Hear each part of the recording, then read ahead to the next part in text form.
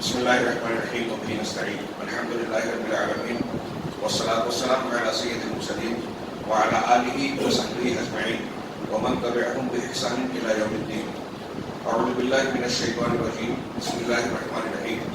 إن الدين عند الله الإسلام. وقال تعالى ومن يبتغي غير الإسلام دينا فلن يقبل منه. محترم حاضرین، ہم نے پڑھا کہ چار چیزوں کا سیکھنا ایک مسلمان پر فرض ہے. ان میں پہلی چیز علم ہے. علم کے 3 مراتب. پہلا اپنے پروردگار کی معرفت، دوسرا اپنے نبی صلی اللہ علیہ وسلم کی معرفت، تیسرے نمبر پر ہے معرفت و دین الاسلام، دین اسلام کی معرفت. یہ تیسرا مرتبہ جو ہے علم اور معرفت کا، یہ نبی صلی اللہ علیہ وسلم کی معرفت، پہچان اور آپ کے تعلق سے علم کے بغیر ممکن نہیں ہے. اسی لیے اسلام کی معرفت نبی صلی اللہ علیہ وسلم کی معرفت کے بعد ہے. اب اسلام کے 2 معنی ہیں، ایک عام معنی، ایک خاص معنی. شیخ کہتے ہیں کہ عمومی معنی یہ ہے کہ وہ تمام کام جس کے ذریعے سے اللہ تبارک و تعالیٰ کی عبادت کی جائے اور تمام انبیاء کرام علیہ السلام جس کے ساتھ مبعوث ہوئے، ان کا دین اسلام کہلاتا تھا. چنانچہ نبی صلی اللہ علیہ وسلم کی بعثت سے پہلے، آپ کے آنے سے پہلے، اللہ تبارک و تعالیٰ کی عبادت کے جو طریقے مشروع تھے اور انبیاء کرام علیہ السلام نے جو تعلیمات دی تھی وہ اسلام کہلاتی تھی. چنانچہ حضرت ابراہیم علیہ السلام نے اپنے زمانے میں جو تعلیمات دی وہ اسلام تھا. حضرت موسیٰ علیہ السلام نے جو تعلیمات دی وہ اسلام تھا. حضرت نوح علیہ السلام نے جو تعلیمات دی وہ اسلام تھا.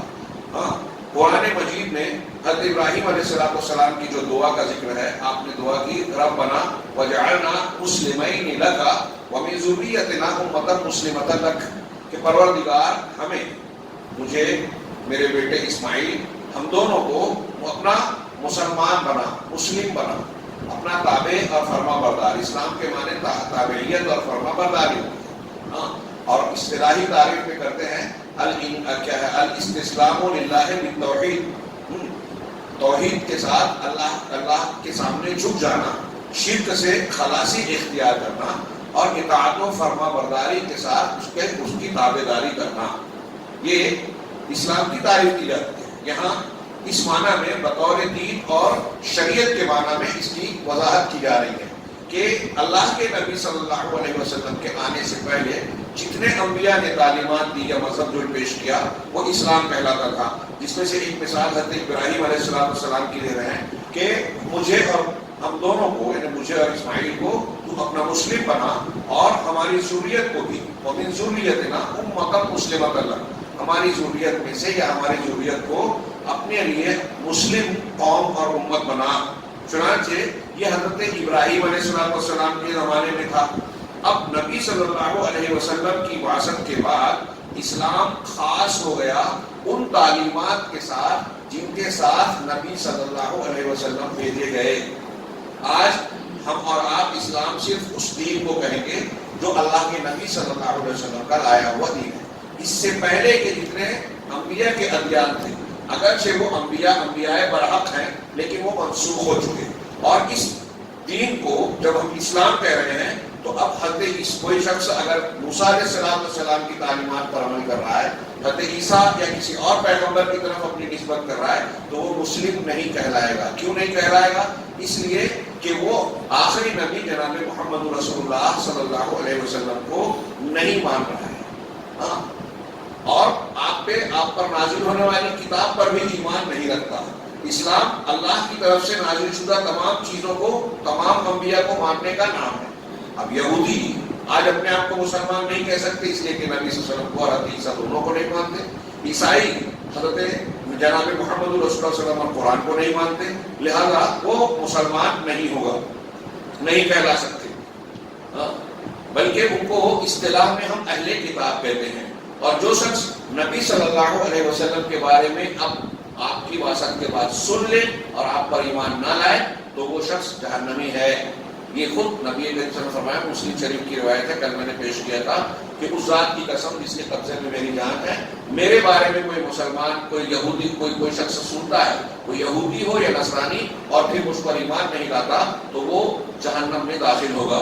اس سے ہمیں یہ بات معلوم ہوئی کہ دین کا نام اسلام جو عمومی طور پر تھا وہ نبی کریم صلی اللہ علیہ وسلم سے پہلے تھا۔ تمام انبیاء کا دین دین اسلام تھا۔ اپنے اپنے زمانے میں جس نبی کا دور تھا اس نبی کو ماننے والے مسلم کہلاتے تھے، لیکن محمد رسول اللہ صلی اللہ علیہ وسلم کے آنے کے بعد صرف آپ کے ماننے والے امت محمدیہ ہی مسلم ہے۔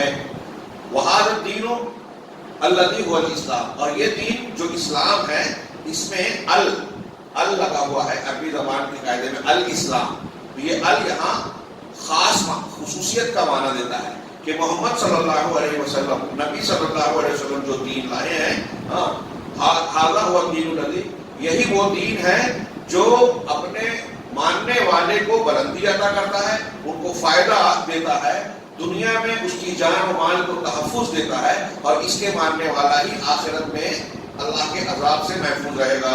اور یہ وہ دین ہے جس کے بغیر اللہ تبارک و تعالیٰ کسی اور دین سے راضی نہیں ہوگا۔ اللہ نے فرمایا ان الدین عند اللہ الاسلام، اللہ کے نزدیک پسندیدہ دین الاسلام ہے۔ یہاں اچھی طریقے سے عمومی اور خصوصی معنی دھیان رکھیے، یہ دوسرا خاص معنی ہے۔ اب کوئی کہے کہ حضرت ابراہیم کا دین اور حضرت موسیٰ علیہ السلام کا دین بھی اسلام ہے، لہذا میں توریت والی تعلیمات پر چلوں گا اور میں مسلم ہوں، نہیں چلے گا۔ یہاں جو کہا گیا اللہ کے نزدیک الاسلام ہی پسندیدہ دین ہے، وہی قابل قبول ہے، تو اس کا مطلب وہ الاسلام سے مراد محمد صلی اللہ علیہ وسلم کا لایا ہوا دین ہے۔ چنانچہ دین کو محصور کر دیا اللہ تبارک تعالیٰ نے نبی صلی اللہ علیہ وسلم کی لائی ہوئی تعلیمات کے ساتھ، اس لیے کہ آپ نے جو تعلیم اور دین پیش کیا اس نے اپنے سے پہلے کے تمام ادیان کو منسوخ کر دیا۔ چنانچہ اب اسلام بطور دین محصور ہے، مقصور ہے نبی صلی اللہ علیہ وسلم کی تعلیمات پر۔ اسی طریقے سے اللہ تعالیٰ کا یہ ارشاد بھی اسی معنی میں ہے۔ اللہ نے فرمایا وَمَن يَبْتَغِ غَيْرَ الْإِسْلَامِ دِينًا فَلَن يُقْبَلَ مِنْهُ، جو اسلام کے علاوہ کوئی اور دین کو اختیار کرے گا، چاہے گا، تو اللہ کے یہاں کبھی قبول نہیں کیا جائے گا۔ وَهُوَ فِي الْآخِرَةِ مِنَ الْخَاسِرِينَ، اور آخرت میں وہ نقصان اٹھانے والوں میں سے ہوگا۔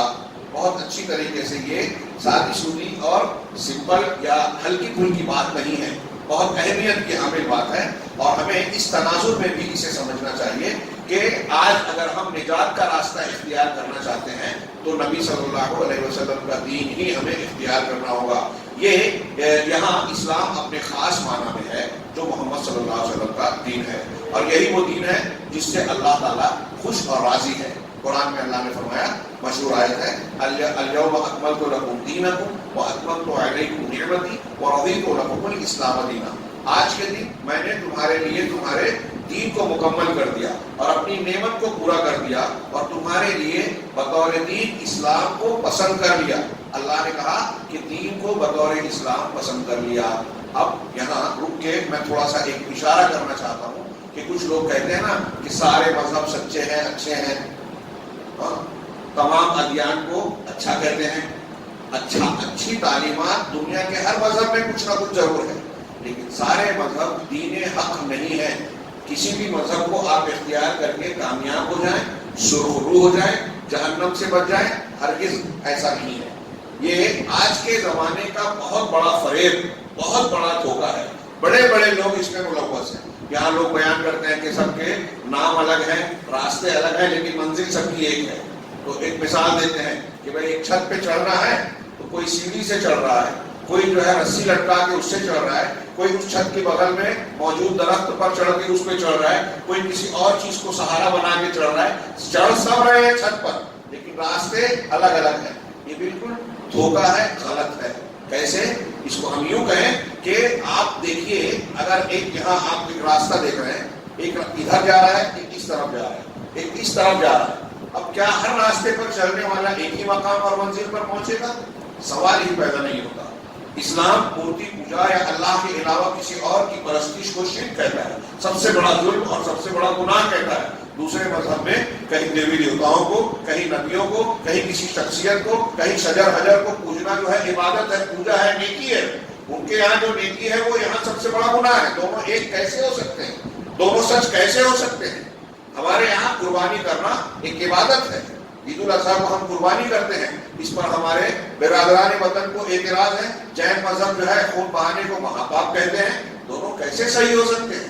ہاں، ہندو مذہب کہتا ہے کہ ہر چیز میں اللہ ہے، بھگوان ہے، پرماتما ہے. آپ کے اندر ہے، میرے اندر ہے، دنیا کی ہر چیز میں ہے. قرآن کہتا ہے قل ھو اللہ احد، اللہ ایک ہے، اللہ الصمد اور الصمد ہے، اور اللہ خالق ہے، باقی ساری چیزیں مخلوق ہیں. قرآن کی متعدد آیتیں کہتی ہیں خالق اور مخلوق ایک نہیں ہے، دونوں جدا جدا ہیں. پوری کائنات اللہ سے الگ ہے، دونوں میں مباینت ہے. دونوں ایک کیسے ہو سکتے ہیں؟ لہذا یہ بہت بڑا دھوکہ ہے. ایک چیز یہاں حلال ہے، یہاں حرام ہے. دونوں صحیح کیسے ہو سکتے ہیں؟ بہرحال اللہ تبارک و تعالیٰ نے بطور دین اسلام کو پسند کیا. اب اگر کوئی اور شخص کوئی اور دین کو اختیار کرتا ہے تو وہ اپنے آپ کو کتنی بھی خوش فہمی میں مبتلا رکھے اور یہ سمجھے کہ میں سچا ہوں، اچھا ہوں اور میرا دھرم ٹھیک ٹھاک ہے، وہ اللہ تعالیٰ کا پسندیدہ دین نہیں ہے.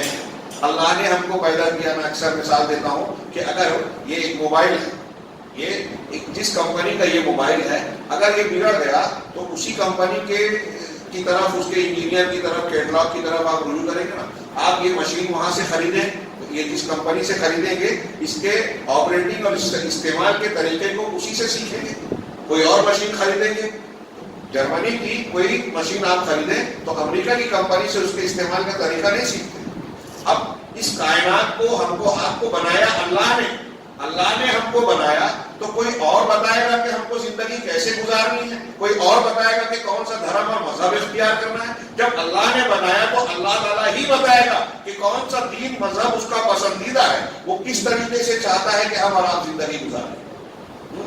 اللہ تبارک و تعالیٰ کا پسندیدہ دین اسلام ہے. یہ قرآن نے بیان کیا، اللہ کے پیغمبر نے بیان کیا. قرآن اور پیغمبر اللہ کی کتاب اور اللہ کے بھیجے ہوئے رسول ہیں. اس کی بہت ساری دلیلیں ہیں. دنیا کا کوئی بھی موٹی سے موٹی عقل والا، باریک سے باریک چھان کر کوئی چیز کو قبول کرنے والا اگر چاہتا ہے تو یہ معلوم کر لے کہ سچائی کیا ہے. جب وہ اللہ کے رسول کو تحقیق کرے گا تو معلوم ہوگا، ہر طرح سے معلوم ہوگا کہ آپ سچے رسول ہیں. اور جب آپ سچے رسول ہیں تو آپ کی تعلیمات غلط نہیں ہو سکتی. آپ جو کچھ پیش کر رہے ہیں وہ اللہ کی طرف سے پیش کر رہے ہیں. لہذا اللہ نے جب ہمیں بنایا ہے تو رسول کے ذریعے سے اللہ نے بتایا کہ وہ تم سے ہم سے یہ چاہتا ہے کہ اس مذہب کے طور کے مطابق زندگی گزارے، تبھی اللہ تعالیٰ تمہیں کامیابی سے نوازے گا. چنانچہ یہ اسلام ہے جس کو اللہ تعالیٰ نے پورا اور مکمل بنایا ہے، اور یہی وہ دین ہے جس کو محمد صلی اللہ علیہ وسلم لے کر آئے ہیں. شیخ روحانی آخری 2-3 لائن میں کہتے ہیں کہ یہ معاملہ آج کے موجودہ زمانے میں، یہ جو سادی سودی بات ہم نے سنی ہے، آپ نے سنی پڑھی، یہ بہت اہمیت کی حامل ہے اس زمانے میں ہم زندگی گزار رہے ہیں. میں نے وہی جو اشارہ کیا کہ بہت سارے لوگ دین اور مذہب کو ثانوی چیز سمجھتے ہیں. کھانا پینا، نوکری، ملازمت، بیوی بچوں کے معاملات، بازار کے لین دین، یہ ان کے نزدیک زیادہ وقت طلب ہے. ہمارے یہاں مسلمان بھی دین کو سیکنڈ نمبر پر رکھتے ہیں. پہلے زندگی کی دوسری مصروفیات اور ضروریات، گھر بار، بال بچے، دین دوسرے نمبر پر. ہم آگے کے دروس میں اور مختلف موقعوں پر سنتے رہتے ہیں کہ صحابہ کرام کا معاملہ اس کے الٹ تھا. ان کے نزدیک دین مقدم تھا، یہ چیزیں الگ تھی. دین کے لیے ان چیزوں کو قربان کیا جا سکتا تھا، ان کے لیے دین کو قربان نہیں کیا جا سکتا. تو یہ معاملہ، دین ہمارا اسلام ہے. اس دین کی معرفت حاصل کرنا ایک انسان کے لیے کامیاب ہونے کی خاطر بنیادی تعلیم کا حصہ ہے. ہم نے جو چلا کہ 5 چیزوں کا علم سیکھنا ہر انسان کے لیے ضروری ہے. ان میں پہلی چیز علم ہے، اور علم میں 3 بنیادیں ہیں: رب کی معرفت، نبی کی معرفت، دین اسلام کی معرفت. لہذا یہ ایک مسلمان کو عقیدہ بنانا چاہیے کہ لوگوں کے لیے کوئی دین درست اور صحیح قابل قبول نہیں ہے مگر وہی دین جو محمد صلی اللہ علیہ وسلم لے کر آئے ہیں. اور اللہ عز و جل کسی سے کوئی بھی دین قبول نہیں کرے گا مگر صرف وہی دین جو نبی صلی اللہ علیہ وسلم لے کر آئے ہیں. لہذا یہ طے ہو گیا کہ ہمیں اسلام کی تعلیمات سیکھنا ضروری ہے، اسلام کی معرفت حاصل کرنا چاہیے. یہاں شیخ روحانی نے ان 3 چیزوں کی وضاحت کی. اس کے بعد محمد بن عبد الوہاب رحمہ اللہ نے کہا کہ رب کی معرفت، نبی کی معرفت اور اسلام کی معرفت ہمیں اور آپ کو حاصل کرنا چاہیے. اور آگے کہا بالادلہ، دلائل کے ذریعے. یہ تھوڑی سی تفصیل طلب بات ہے اور بہت اہمیت کی حامل بات ہے. دلیل سے کسی چیز کو سیکھنا یہ تقلید سے کسی چیز کو ماننے کی ضد ہے. اور آج ہمارے یہاں بہت سارے لوگ تقلید کے دلدادہ ہیں اور وہ عقائد کے معاملے میں بھی یہی روش اختیار کرتے ہیں. انشاءاللہ کل کے درس میں ہم اس کی تھوڑی سی تفصیل پڑھیں گے. میں چاہوں گا کہ اس کی اہمیت کے پیش نظر آپ اس کو بھرپور توجہ کے ساتھ جو ہے اس میں حاضر رہیں اور اس کو سماعت فرمائیں، اس کو سمجھنے کی کوشش کریں. اللہ تبارک تعالیٰ ہمیں دین کی صحیح سمجھ عطا فرمائے، اس پر عمل کی توفیق دے. وآخر دعوانا